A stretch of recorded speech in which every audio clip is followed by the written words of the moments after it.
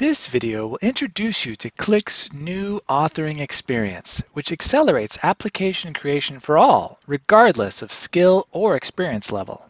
When you enter Edit mode, you have access to the new Standard Options UI. You can switch to the Advanced options by toggling on the option from the top right corner. On the left side, you have the Field panel and Master Items. Also, you have the Properties panel with suggestions of data fields, visualization types, and presentation options. At the bottom, you have a data table as well as buttons for quick creation of new charts. In the Fields panel, you have all the different field types, such as geographical fields, numerical fields, and string fields. You can expand them to see individual values of that dimension, as well as a frequency counter. You can make selections directly in the Fields panel while still in Edit mode. As you make selections, you can see that these get added to the Selections bar. If you choose to collapse the section, it is still clear that you have made selections in this area. From the Fields panel, you can still access a number of different settings from each of these categories. The data table at the bottom helps you to investigate and look at the data.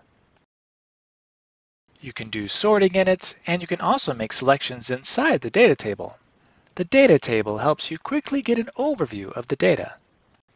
If you have several tables, you can switch between them using this drop-down menu. You have multiple options to explore and to build up your app. Let's start creating our first visualization. Select a field from the list and drag it to the Data Properties panel or into the chart. You can decide whether you want to drop it in as a dimension or as a measure, or if you want to let the Qlik Cognitive Engine decide for you. In this case, we choose to get a suggestion and use the Auto Chart functionality. It immediately returns a table. You can continue building your visualization by dragging a measure onto it. It will automatically pick a different and more suitable representation, or it will suggest a chart that will look good using one dimension and one measure. You can add additional fields to the chart, and from there you will get other types of suggestions. You can also override the Auto Chart feature by picking a visualization directly from the panel. The filter selection allows you to filter one specific chart. Normally, set analysis would have been required to create this filtering. But here you can simply drag and drop the field and get a suggestion for what you want to do with it. When you make this selection, you will see that in the footnote of the chart, there will be an indicator that a filter has been applied in order to avoid confusing the user. There are also other types of filtering that can be used. You can filter based on a search. You can filter based on a condition. You can also clear the selection. This can be used if you want a chart that ignores selections made in a field in other charts. You can create new visualizations by adding dimensions and measures to a new item.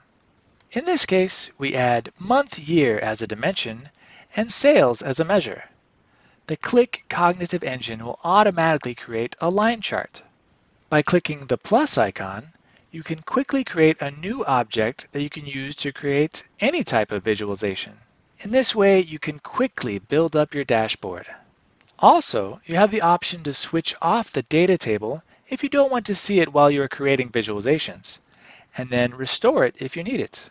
And if you want to come back to the classic experience, you can toggle on the advanced mode options to customize the visualization you have created. And that concludes this video. Thanks for watching.